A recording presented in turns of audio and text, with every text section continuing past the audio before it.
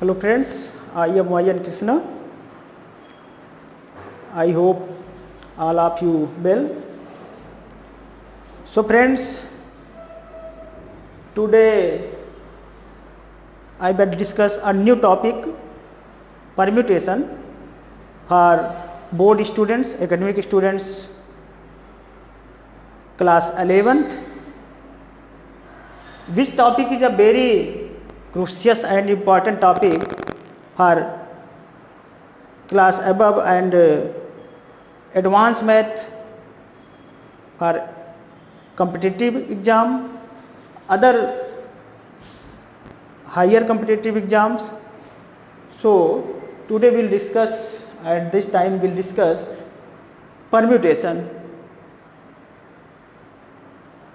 तो फ्रेंड्स, आज जो हम टॉपिक लेकर आए हैं आप लोगों के लिए वो है परम्यूटेशन, जो कि क्लास 11th एकेडमिक बच्चों को देखा जाए तो क्लास 11th का टॉपिक है। और वैसे भी परम्यूटेशन, कम्बिनेशन और मल्टीप्लिकेशन, फंडामेंटल अरेंजमेंट, ये कंपटीशन जो होता है, यानी कि नंबर सिस्टम आप जो पढ़ते हैं कंपटीशन में, उसके लिए भी है। इसका बेसिक कंसेप्ट ही वहाँ पर होता है यूज, जो यहीं से लेकर के वहाँ पढ़ाया जाता है। तो परम्यूटेशन जो है ये एक बहुत ही इंपॉर्टेंट टॉपिक है, जो कि हर क्लास के लिए है, या कंपटीशन हो या एकेडमिक हो, जो क्लास 10th अबव है। तो चलिए हम बात करते हैं, ज़्यादा टाइम नहीं वेस्ट करेंगे क्योंकि टाइम भी ज़्यादा नहीं है। तो परम्यूटेशन की बात करते हैं, क्या होता है। अभी हम चूँकि पिछले लेक्चर में, इससे पहले मैं आपको बता चुका हूँ कि प्रिंसिपल आप काउंटिंग क्या होता है और मल्टीप्लिकेशन आप काउंटिंग क्या होता है, ये इस पर डिस्कस कर चुके हैं। उसी कंसेप्ट को आगे बढ़ाते हुए हम देखते हैं कि परम्यूटेशन क्या है। वहाँ मल्टीप्लिकेशन जो प्रिंसिपल पढ़े थे, तो वहाँ क्या होता है कि काउंट करना रहता था कि हाँ, मतलब आपने टोटल मिला के काउंट कर लिया, अलग अलग से उनको चूज कर लिया, कितना तरीका हुआ काउंट करते थे। लेकिन अब क्या होगा, परम्यूटेशन और कॉम्बिनेशन में हम थोड़ा सिस्टमैटिक वे में बात करेंगे। जैसे देखिए कि डिफिनीशन से ही आपको क्लियर हो जाएगा कि परम्यूटेशन है क्या। A permutation is an arrangement. Permutation क्या है? एक अरेंजमेंट है, किसी चीज को एक राइट वे में लिखने का तरीका है, यानी उसको काउंट करने का तरीका। ये भी एक काउंटिंग ही है। अभी आप देखेंगे arrangement in a different order, ये भी काउंटिंग ही है, डिफरेंट आर्डर में, of a number of objects taken some or all at a time.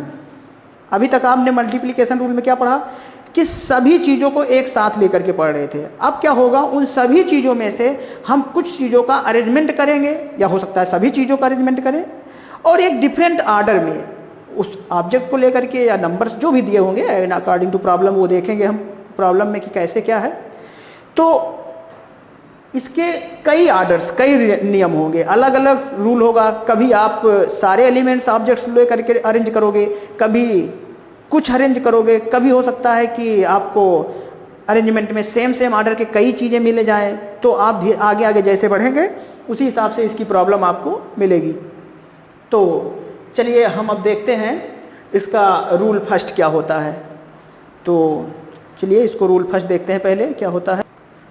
तो फ्रेंड्स चलिए देखते हैं कि जो इसका फर्स्ट रूल परम्यूटेशन का है वो है क्या चीज़, डिस्कस करते हैं। देखिए see here, the number of permutation of n different objects taken r at a time where r is greater than 0 and less than or equal to n and the objects do not repeat.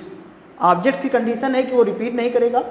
Is n -1, n-2 and so on, n-r+1। और इसी result को हम denote करते हैं NPR। That is means कि NPR equal to n into n-1 into n-2 and so on, n-r+1। ये formula आप तब यूज करेंगे जब आपको क्या हो, ऑल ऑब्जेक्ट्स परम्यूटेशन निकालना है, n में से r ऑब्जेक्ट्स, जब सारे ऑब्जेक्ट्स अलग अलग हों, डिस्टिंक्ट हों। सभी ऑब्जेक्ट्स क्या हैं? जब all objects are distinct, when all objects are distinct. यानी कि सभी ऑब्जेक्ट्स क्या हैं, अलग अलग हैं। तो कंडीशन क्या थी कि आपको परम्यूटेशन आप different objects n different objects के निकालने हैं जब r एक बार में उसमें से ले रहे हो। जैसे n ऑब्जेक्ट्स है टोटल, उसमें से r आप चूज कर रहे हो, तो r ऑब्जेक्ट को चूज करने का जो परम्यूटेशन होगा वो कितना होगा, npr equal to n, n-1, n-2, n-r, ये है। अब आप देखिए यहां पर कि ये आता कैसे है, इस चीज को आप समझिए कि ये होता कैसे है।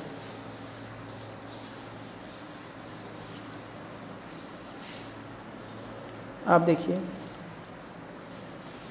चलिए इसको आप देखिए कि ये आप जो रिजल्ट लिख रहे हैं ये है क्या चीज। देखिए पिछले अभी मैंने fundamental of mathematics, multiplication of mathematics rule बताया हूं। आप देखिए n ऑब्जेक्ट्स है, क्या है, n ऑब्जेक्ट्स है, ठीक। इसमें से आपको चूज क्या करना है, r ऑब्जेक्ट्स, r ऑब्जेक्ट को आपको निकालना है। तो इसका मतलब हुआ कि आपके पास ऐसे बहुत सारे प्लेस होंगे and so on r objects तक। r प्लेस हुआ कि नहीं हुआ, ऐसे r तक हमारे पास ऐसे प्लेस हैं। तो अब आप ये बताइए,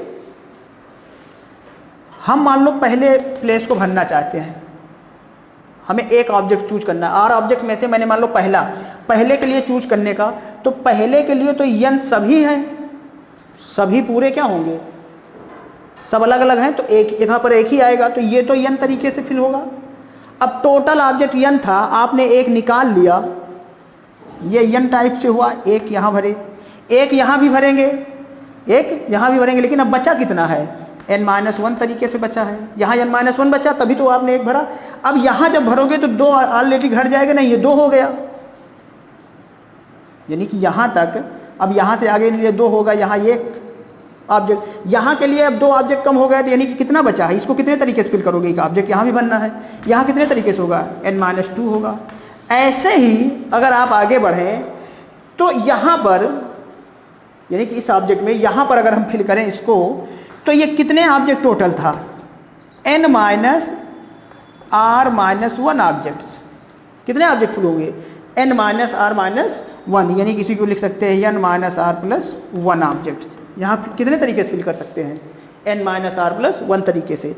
तो मल्टीप्लिकेशन रूल लगाइए, तो मल्टीप्लिकेशन रूल से इस पूरे को r- या यहाँ तक r एलिमेंट चूज करने के लिए हमें कितना तरीका होगा, तो यानी कि जो टोटल आएगा वो n into n-1, multiplication rule लगा दीजिए basic, n-2 and so on n-r+1 base. तो ये टोटल आपका परम्यूटेशन होगा, जो कि बेसिक आप फंडामेंटल जो मैथ का है उसी से आपको काउंटिंग का उसी से निकाला जाता है। तो ये हुआ। अब जैसे अगर आप इस पर क्वेश्चन देखना चाहें तो आप क्वेश्चन भी देख सकते हैं और डिफरेंट वे में। तो उसके लिए चलिए आगे देखते हैं। क्वेश्चन से पहले इसमें आपको आगे इसका एक और फार्मूला होता है जो कि इसके अगले रूल पर आप डिस्कस करेंगे। तो चलिए आगे देखते हैं। यहाँ पर देखने से पहले थोड़ा सा हम आपको इससे पहले एक लेक्चर दिए थे फैक्टोरियल नोटेशन। आपको पता है फैक्टोरियल, क्योंकि आगे अभी हम बताएंगे आपको कि NPR इक्वल टू क्या होता है, आपको factorial n upon factorial n-r, ये कैसे आता है इस पर भी डिस्कस करेंगे हम अभी, कि इस पर भी अभी डिस्कस करेंगे। तो यहाँ जो कि फैक्टोरियल की जरूरत पड़ेगी, जो कि मैं पहले बताया हूँ, एक बार फिर से रिपीट कर दे रहा हूँ कि फैक्टोरियल क्या होता है। फैक्टोरियल नोटेशन जो होता है ये क्या होता है, ये चीज देख लीजिए आप। तो जो कि एक बार बता चुके हैं, लेकिन फिर भी हम आपको थोड़ा हिंट कर दे रहे हैं। देखिए फैक्टोरियल होता क्या है कि किसी n नंबर का जो मल्टीप्लिकेशन टोटल होता है वही फैक्टोरियल होता है। जैसे अगर मान लीजिए कोई n नेचुरल नंबर है, n नेचुरल नंबर है, n पॉजिटिव नेचुरल नंबर अगर कोई हो, तो फैक्टोरियल n, यानी कि जो इसका फैक्टोरियल n होगा, तो इसका नोटेशन जो होगा वो, जैसे n मान लीजिए कोई नेचुरल नंबर है, तो फैक्टोरियल n जो इसका सिंबल है, या तो ये से डिनोट होता है r करके, ऐसे भी किसी किसी बुक में लिखा है। इसकी जो वैल्यू होती है वो product of n natural numbers का, product of n natural numbers की जो प्रोडक्ट होता है वही आपका क्या होता है, फर्स्ट नेचुरल नंबर का। जैसे आप n, n-1, n-2 and so on 2, 3, 2, 1, ये टोटल मतलब n से लेकर के 1 तक के नेचुरल नंबर का जो प्रोडक्ट होता है वही क्या होता है, फैक्टोरियल होता है। यही आपका क्या होता है, फैक्टोरियल होता है। जैसे अगर एग्जांपल देखें, मान लीजिए आपको फैक्टोरियल 10 लिखना है, तो फैक्टोरियल 10 का मतलब होता है 10 into 9 into 8 into 7 into 6 into 5 into 4 into 3 into 2 into 1, ये होता है। फैक्टोरियल 0 की वैल्यू 1 होती है, ये बात याद रखिएगा, इसका अलग से प्रूफ है। फैक्टोरियल 0 की वैल्यू यहाँ 1 होती है। फैक्टोरियल 1 इक्वल टू फैक्टोरियल 1 ही आएगा, इसका कोई डाउट नहीं है। तो आप ये देखें तो ये फैक्टोरियल का एक अलग से मैंने वीडियो बनाया था, तो उसके बारे में बता चुका हूँ। तो फैक्टोरियल सिर्फ इतना मतलब जानिए कि फैक्टोरियल, एक चीज़ और यहाँ आपको रिवाइज करा देता हूँ कि किसी भी नंबर को फैक्टोरियल के फॉर्म में लिख सकते हैं। जैसे लिखा हुआ है फैक्टोरियल, मान लीजिए फैक्टोरियल 10 ही लिखा था, अभी आप बताए, तो इसको ऐसे भी लिख सकते हो 10 इंटू 9 इंटू फैक्टोरियल 8, ऐसे भी लिख सकते हैं 10 इंटू 9 इंटू 8 फैक्टोरियल 7, ऐसे भी लिख सकते हैं। इसको मतलब किसी भी मल्टीपल के फैक्टोरियल फॉर्म में आप राइट कर सकते हैं। तो ये हुआ, तो ये तो फैक्टोरियल की बात हुई। अब हम चलिए देखते हैं कि परम्यूटेशन के अगले रूल्स और अगले उस पर टॉपिक पर बात करते हैं। तो चलिए देखते हैं आगे। तो देखिए फिर आगे डेरिवेटिव ऑफ NPR। तो आप जान रहे हैं, अभी मैंने बताया कि आपको कि NPR की वैल्यू क्या होती है, ये factorial n upon factorial n minus r। तो अब देखिए इसको कैसे आप प्रूव करेंगे, यानी कि ये रिजल्ट जो है ये आता कैसे है। तो अभी इससे पहले डिफिनीशन परम्यूटेशन में मैंने बताया था आपको कि NPR की जो वैल्यू होती है वो n, n-1, n-2 and so on n-r+1 होता है। अब आप क्या करिए, इसी रिजल्ट में अगर हम मल्टीप्लाई कर दें न्यूमरेटर और डिनोमिनेटर में n-r, n-r-1 and so on 3 to 1, अगर इससे मल्टीप्लाई कर दें, देखें तो ये तो यहाँ तक तो यही है, ये देखिए n-r+1, उसके बाद मल्टीप्लाई कर दिया है n-r, n-r-1 से 3 to 1, और डिनोमिनेटर में भी सेम कंडीशन। अब आप देखो ये कहाँ से स्टार्ट हो रहा है, n से लेकर के 1 तक का मल्टीप्लाई है, n से लेकर के 1 तक का मल्टीप्लाई, तो यही फैक्टोरियल n कहलाता है। क्योंकि फैक्टोरियल n की डिफिनीशन आपको पता है ना, n, n-1, n-2 and so on 1। तो फैक्टोरियल n ये भी बता चुका हूँ कि ये फैक्टोरियल 1 का मल्टीप्लाई है, यानी कि ये रिजल्ट जो पूरा ऊपर लिखा है न्यूमरेटर में वो पूरा क्या है, फैक्टोरियल n। और डिनोमिनेटर में देखो तो n-r, n-r-1, n-r-2 and so on 3 to 1, और ये किसकी वैल्यू है, फैक्टोरियल n-r की। तो इसलिए factorial n upon factorial n-r। तो NPR की जो वैल्यू है, फार्मूला है, वो क्या है, फैक्टोरियल n माइनस n-r, और इसकी वैल्यू क्या होती है, 0 से 0 हो सकती है, r की वैल्यू 0 हो सकती है, 0 से छोटी और n तक। तो ये था जो मैंने फार्मूला बताया आपको, NPR equal two factorial n upon factorial n-r। ये कहाँ से आता है, ये था। अब चलिए हम आगे बात करते हैं इसके और कुछ रिजल्ट्स के बारे में।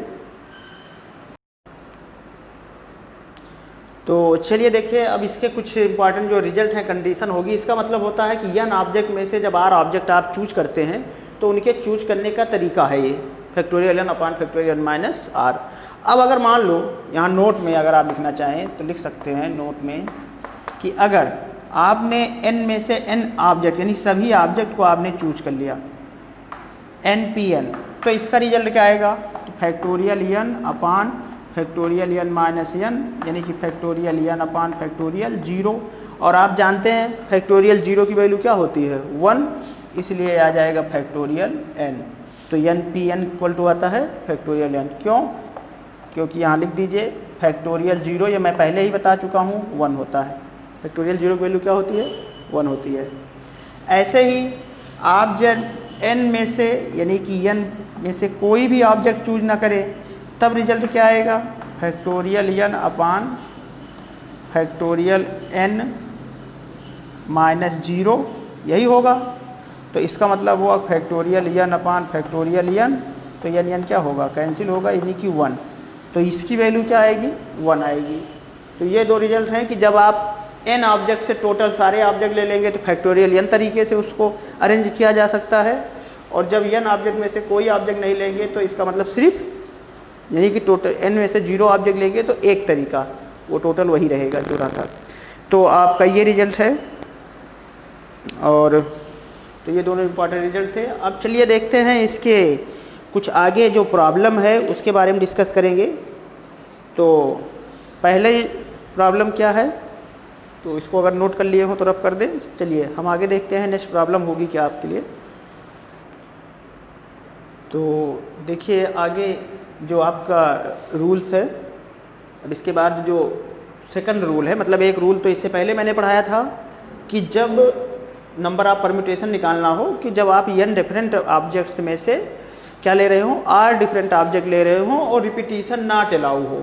लेकिन इस सेकंड रूल में जो अगला रूल है वो क्या है कि the number of permutation of n different objects taken r eight a time, एक बार में r ऑब्जेक्ट्स ले रहे हैं उस n में से, वेयर रिपीटिशन इज अलाउड। अब की बार अगर रिपीटिशन अलाउड है तो क्या होगा? n to the power r, यानी कि टोटल ऑब्जेक्ट्स n है, उसमें से जितना चूज कर रहे हो उतने का पावर, यही परम्यूटेशन हो जाएगा। इससे पहले वाले में क्या था कि रिपीटिशन नॉट अलाउड था, यही मेन होता है इसका ये वर्ड कि repetition is allowed, repetition is not allowed, यही मेन है इसका वर्ड। तो यहाँ क्या कह रहा था कि रिपीटिशन इज अलाउड। अब पिछले वाले कंसेप्ट को अगर आप समझे, वहाँ पर मैंने आपको बताया था, जैसे मान लीजिए 4 सीट है, आपको मैंने बताया था कि 4 सीट थी, आपको 4 लोगों से, यानी कि आपके पास 6 लोग थे। कितने लोग थे? 6 लोग थे। अब 6 लोगों को 4 जगह पर बैठाना था, रिपीटिशन नहीं अलाउ है, मतलब एक बार जो जहाँ बैठ जाएगा दोबारा नहीं बैठेगा। तो उस केस में आपने इसको भरा था कि यहाँ 6 तरीके से भर सकते हैं, यहाँ 5 तरीके से भर सकते हैं, यहाँ 4 तरीके से भर सकते हैं, यहाँ 3 तरीके से भर सकते हैं। ये उस केस में है जब रिपीटेशन नॉट अलाउड, ये रिपीटिशन नॉट अलाउड। तो 6 पोजीशन इस तरीके से फिल कर सकते हैं, when repetition not allowed, not allowed. लेकिन हम इसी क्वेश्चन को अगर हम ये कह दें रिपीटिशन अलाउड, तो देखो इसको कैसे फिल करेंगे, वो तो फार्मूला कैसे आया उस कंसेप्ट को समझना है आपको। 6 लोग हैं, इनको 4 पोजीशन पर बैठाना है।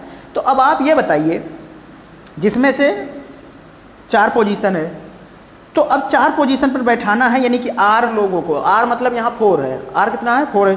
तो ये बताइए 6 लोग यहाँ बैठे, रिपीटिशन अलाउड है, तो 6 लोग यहाँ बैठेंगे, तो जो यहाँ बैठे हैं वो यहाँ भी तो बैठ सकते हैं, तो इसका मतलब 6 लोग यहाँ भी बैठेंगे। क्या होंगे? जैसे ये 5 4 ये हुआ। लेकिन अगर दूसरी केस में अगर आए हम इसी क्वेश्चन को ये कर दें कि रिपीटिशन अलाउड,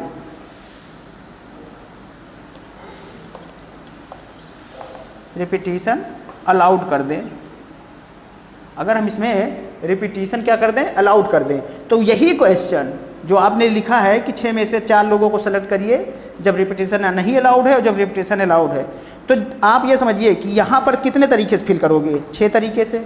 यहाँ भी जब रिपीटिशन है, जो यहाँ बैठा वो यहाँ भी बैठेगा, तो फिर 6 तरीके से इसको भी फिल करोगे। यहाँ जो बैठा है, यहाँ जो बैठा है, इसका मतलब 6 तरीके से इसको भी फिल करोगे। ऐसे यहाँ भी 6 तरीके से इसको फिल करोगे। तो इसका मतलब ये टोटल तरीका कितना आ गया? 6 की पावर 4। तो यही ये फार्मूला लिखा है। n यहाँ क्या था? n था 6, r क्या था? 4। तो यही तो लिखा हुआ है ये कि 6 की पावर 4। ये तो ये क्वेश्चन है कि जब n ऑब्जेक्ट से r ऑब्जेक्ट सेलेक्ट करना हो, और केस 2 बनेगा। एक केस बनेगा कि जब रिपीटिशन हो ऑब्जेक्ट्स में तो क्या सिलेक्शन होगा, उसका प्रोसेस होगा, कितने सिलेक्शन होंगे, और जब रिपीटिशन नहीं अलाउड होगा तब क्या सिलेक्शन के प्रोसेस होंगे। ये तो दोनों के फार्मूले मैं बता चुका हूँ। तो ये हुआ इस सेकंड वाले रूल का। जब आप रिपीटिशन अलाउड करते हैं तो n की पावर r डायरेक्ट लिख देंगे, n की पावर r नहीं, वैसे भी समझ जाइए, कंसेप्ट में समझते हैं तो वो भी आसान है। और पहला वाला जो इससे पहले बताए थे वो ये था कि आपको रिपीटिशन अलाउड नहीं किया जाता है। तो ये इस तरीके से क्वेश्चन में करेंगे। जैसे अगर एक एग्जाम्पल आपको इस पर डायरेक्ट बता दें तो देखिए,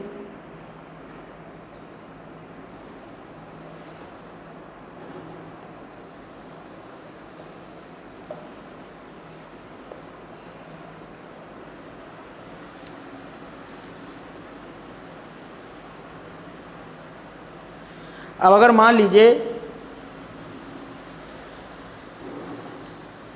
कि आपको कोई नंबर, एक लेटर है नंबर, नंबर मान लीजिए कोई लेटर है NUMBER,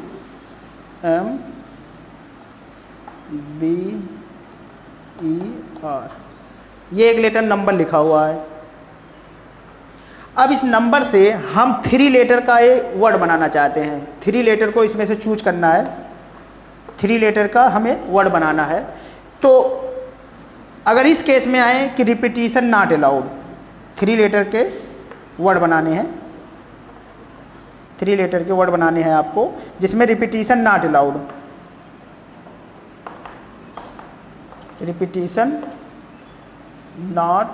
रिपीटिशन अलाउड कर देते हैं, रिपीटिशन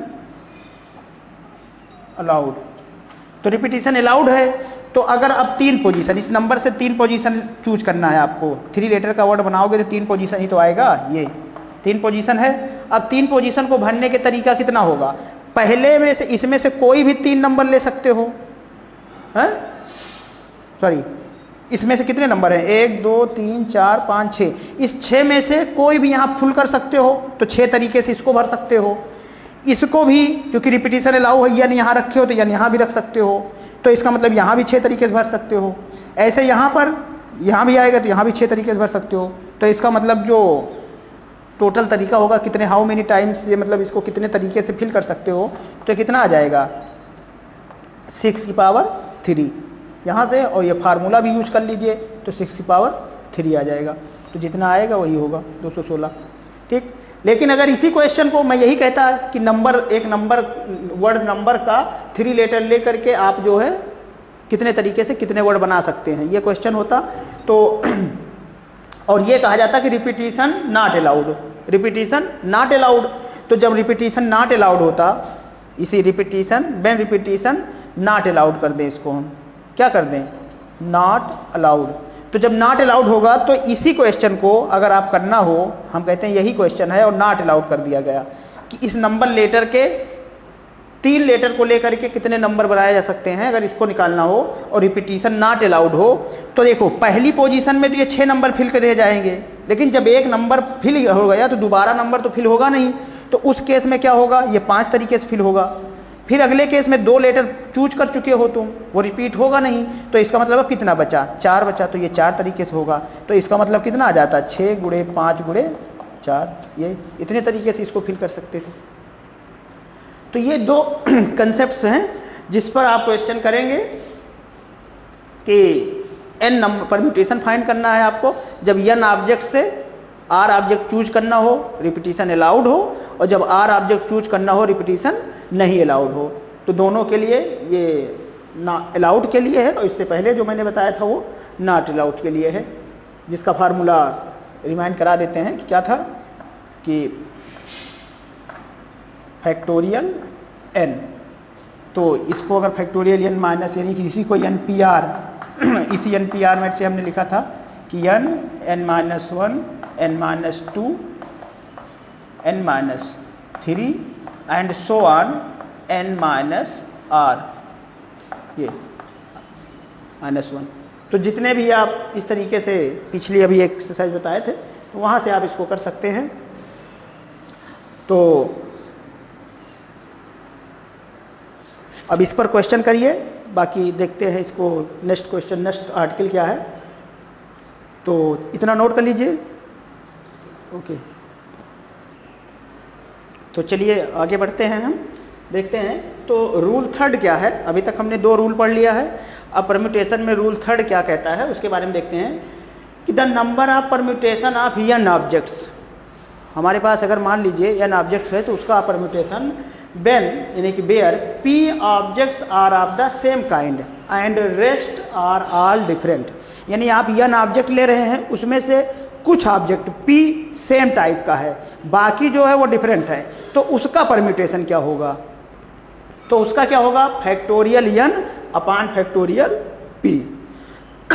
इसी कंडीशन पर जो आपका फैक्टोरियल, ये जो रूल नंबर 3 है, इसी को वाइट फॉर्म में अगर लिखा जाए, वाइट सेंस में, तो होता क्या है कि अगर मान लो ये तो एक ही p1 p ही डिफरेंट टाइप का था, अब अगर मान लो इसी क्वेश्चन में कि अगर n ऑब्जेक्ट में से p1 ऑब्जेक्ट 1 काइंड्स का है, p2 ऑब्जेक्ट सेकंड काइंड्स का है, p3 ऑब्जेक्ट थर्ड टाइप का है, इस तरीके से अगर कई प्रकार के n ऑब्जेक्ट में से ऑब्जेक्ट लिए गए हों तो उनका कैसे आप परम्यूटेशन निकालने के, मान लीजिए एंड सो ऑन p के टाइप का, यानी कि कई प्रकार के अगर ऑब्जेक्ट्स उस n ऑब्जेक्ट में हैं, तो अगर आपको चूज करना हो उन सबको किसी परम्यूटेशन में, तो उनका कैसे बनेगा परम्यूटेशन? वो क्या होगा कि फैक्टोरियल n अपान जितने टाइप के नीचे होंगे उन फैक्टोरियल मल्टीप्लीकेशन, यानी कि factorial n upon factorial p1 into factorial p2 into and so on factorial k, यानी कि जितने प्रकार के यहाँ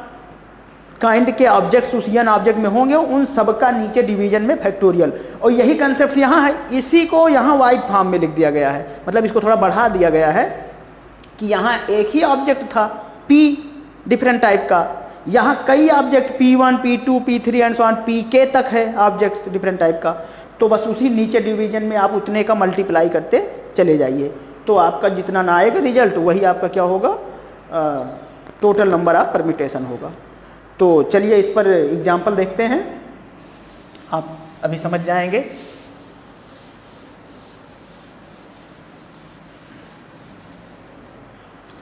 जैसे मान लीजिए अगर आपको एक वर्ड इलाहाबाद आपको अगर लिखना हो, find the number of permutation letter Allahabad, क्या लिखना हो? इलाहाबाद।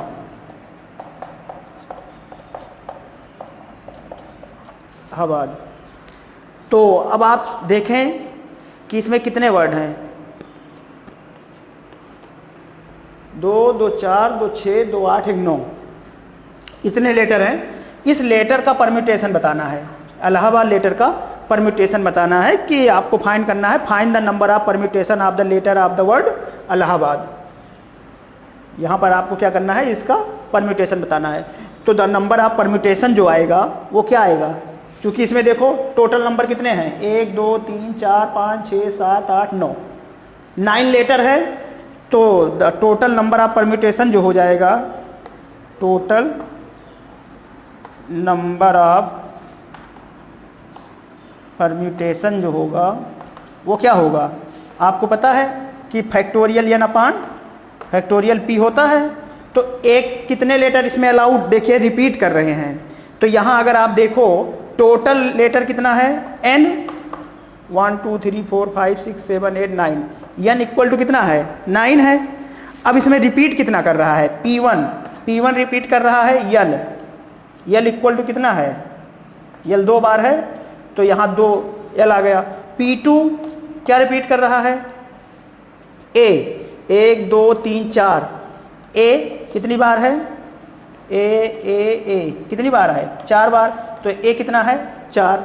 तो इस तरीके से अगर आप देखें तो 2 p1 p2 यानी 2 लेटर इसमें रिपीट कर रहा है, l और a। तो अगर टोटल परम्यूटेशन रखना चाहें आप तो इस फार्मूले में क्या हो जाएगा? ये formula factorial n upon factorial p1 into factorial p2 ये होगा।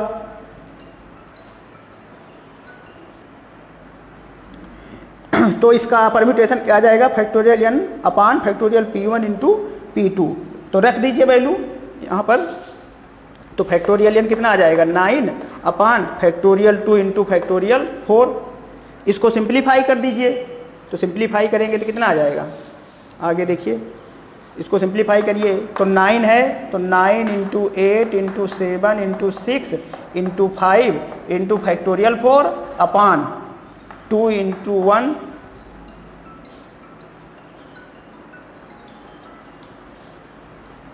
2 इंटू 1 इंटू फैक्टोरियल 4, तो ये तो कैंसिल हो गया, यहाँ से 2 से काट दीजिए 4। अब इसी को मल्टीप्लाई कर दीजिए 9 इंटू 4 इंटू 7 इंटू 6 इंटू 5, यही आपका क्या हो जाएगा, मल्टीप्लाई कर लीजिए, यही टोटल नंबर आप परम्यूटेशन आएगा जो इसका रिजल्ट होगा, यानी कि 7560, ये आ जाएगा 7560 इसका मल्टीप्लाई, तो ये टोटल नंबर आप परम्यूटेशन होगा। तो ये आप अब परम्यूटेशन के जितने भी रोल थे परम्यूटेशन एक्सरसाइज अब आप कर सकते हैं। बाकी जो एक्सरसाइज आपके जो प्रॉब्लम है उसको हम कम्बिनेशन का अगले लेक्चर में कम्बिनेशन पर डिस्कस करेंगे, और बाकी जो इसमें प्रॉब्लम होगी उस पर भी डिस्कस करेंगे। तो इतना आज के लिए इतना ही रहेगा, बाकी नेक्स्ट क्लास में देखेंगे। तब तक के लिए थैंक यू।